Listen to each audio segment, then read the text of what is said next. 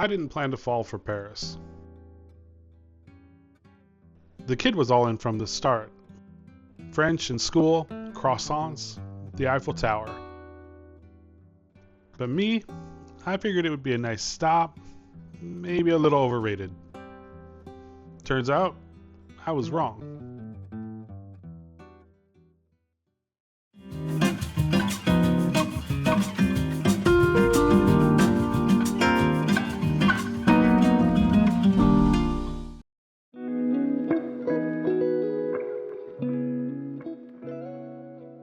My daughter's considering studying abroad in France, so we added Paris to our summer itinerary as a kind of trial run.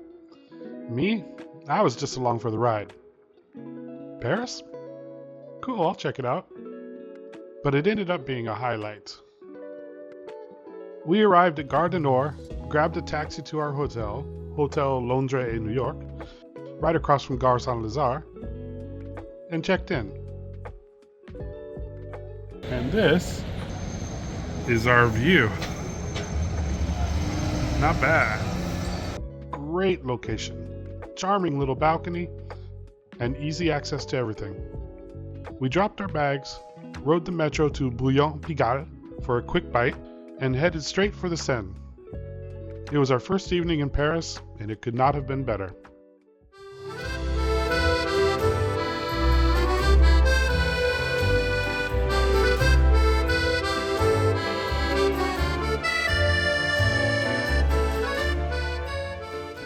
It was one of those evenings that feels almost scripted. Perfect weather, soft evening light. That kind of buzz in the air where everything just feels easy. We floated down the Seine as the sun dipped low. The buildings lit up, the bridges turned golden, and the banks were lined with Parisians drinking wine, playing music, and waving to the boats. It was our first glimpse of the city, and already it felt like something out of a movie. People always talk about how rude Parisians are, but that wasn't our experience. We got nothing but smiles that night, along with the quiet sense that maybe this trip was going to be something special. And just like that, we were taken in. Paris had made its case.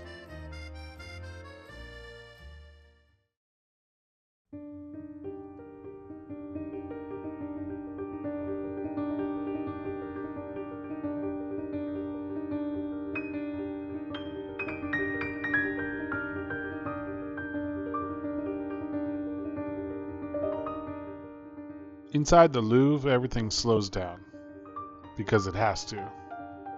There's too much to absorb, too much beauty competing for your attention. We moved quietly through centuries, paintings that felt like whispers, then proclamations. I found myself drawn less to what I recognized and more to what I didn't. The details, the brushstrokes, the way light was captured, long before photography existed.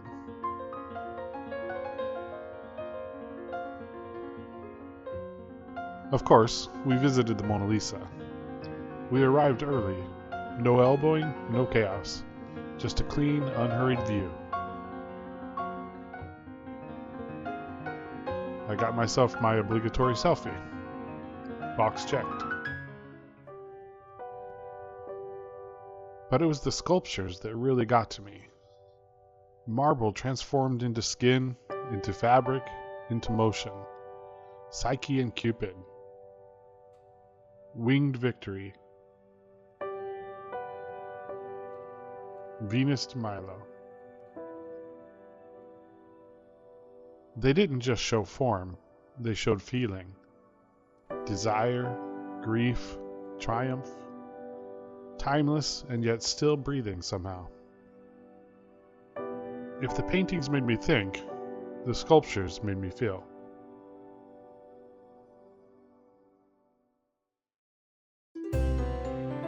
Versailles was a day trip. We took the train out on our own and had timed entry tickets. There were definitely crowds, but we got in early enough that it was still easy to move around.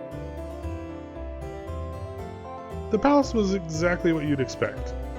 Grand, gilded, and unapologetically over the top. The Hall of Mirrors was a standout. All that golden glass, and just the faint echo of the Treaty of Versailles haunting the room. I told Maya it was basically an AP Euro study guide brought to life.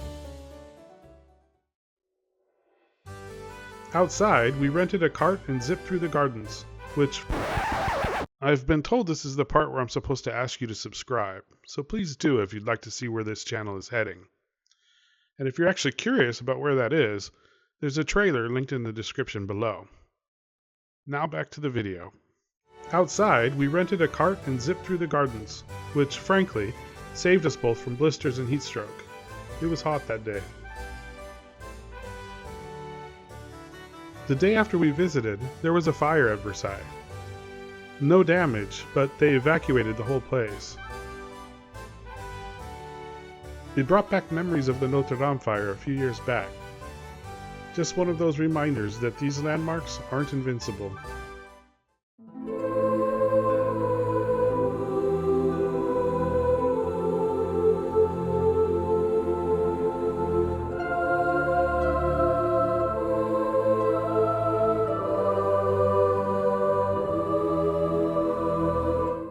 Notre Dame still had some scaffolding and fencing up when we visited.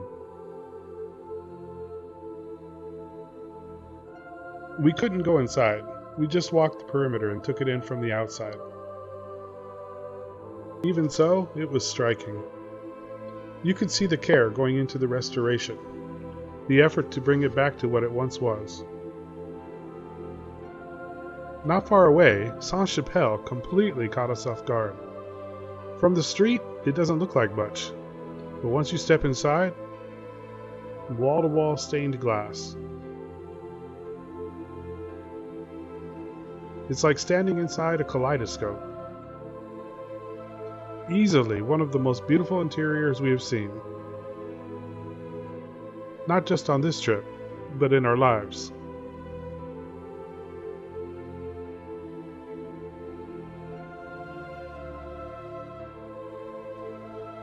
We also stopped by the conciergerie next door. Interesting enough, but it's Sainte-Chapelle that really stayed with us.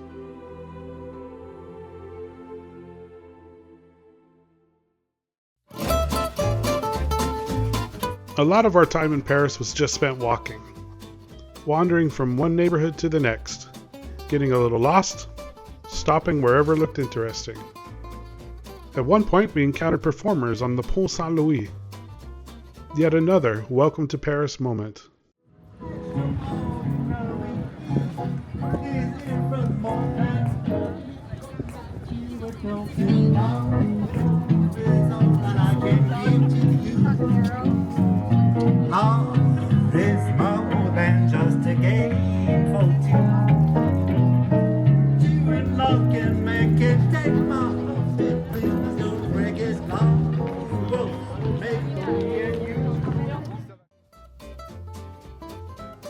Galerie Lafayette was also a fun stop.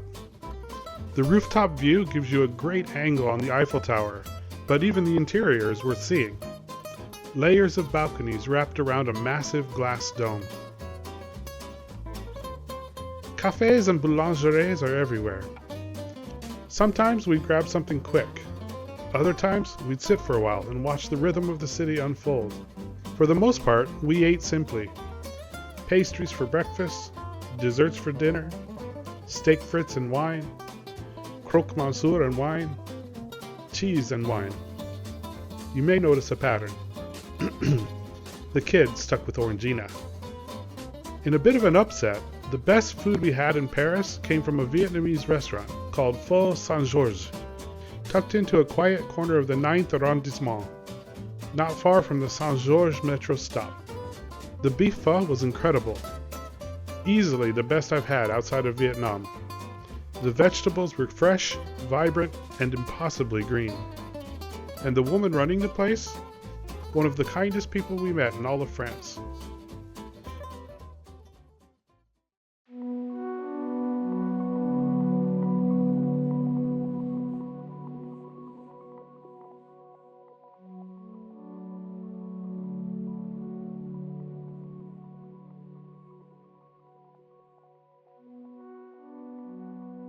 Seeing your favorite artist's work in person does something to you. Monet has always spoken to me. His paintings' colors and light capture stillness without losing motion. So standing in the Musée de l'Orangerie, surrounded on all sides by the water lilies, was surreal. It was also, unfortunately, the most crowded place we visited. Wall-to-wall people, cell phones raised high. It dulled the moment for a second, but only for a second. The scale of the work, the tranquility it holds, it cuts through everything.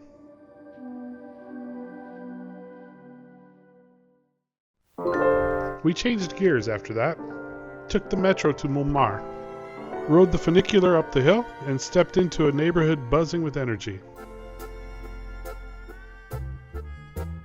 From the base of Sacré-Cœur, the view over Paris stretches wide. The basilica itself, of course, is stunning.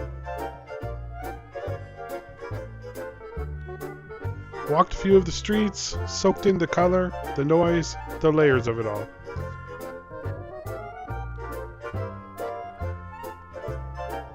And just when we thought we'd seen it all, we ran into this guy.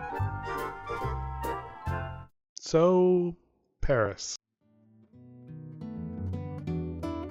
I arrived in Paris not with high expectations, just expectations. I understood the reasons people fall in love with the place. I just couldn't relate to them. That changed in 6 days. History is out in the open. Art in every corner.